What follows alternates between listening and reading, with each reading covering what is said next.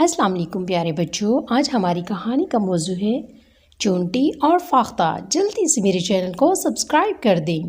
ایک دفعہ کا ذکر ہے، کسی دریا کے کنارے ایک درخت تھا، اس پر ایک فاختہ رہا کرتی تھی۔ اس درخت کی جڑ میں ایک چونٹی نے بھی گھر بنا رکھا تھا۔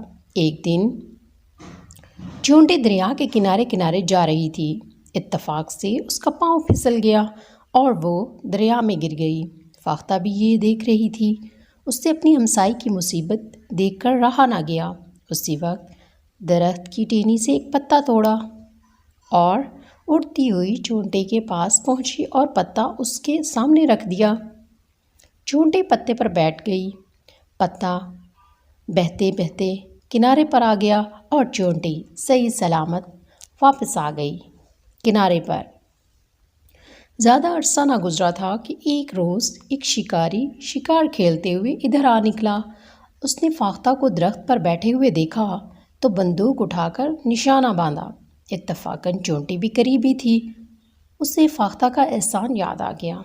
اس نے خیال کیا کہ فاختہ کی بھلائی کا بدلہ دینے کا یہ بہترین موقع ہے۔ وہ فوراً آگے بڑھی اور شکاری کے پاؤں پر اتنی زور سے کاٹا کہ اس کا نشانہ خطا ہو گیا۔ اسی طرح فاختہ کی جان بچ گئی۔ دیکھا بچوں، سچ ہے، جو کسی کے ساتھ بھلائی کرتا ہے اس کا بدلہ اسے ایک نہ ایک دن ضرور مل جاتا ہے۔ جی بچوں، آپ کو میری ویڈیو اچھی لگی ہو تو پلیز میرے چینل کو سبسکرائب کیجیے، میری ویڈیو کو لائک اور شیئر کیجیے۔ شکریہ۔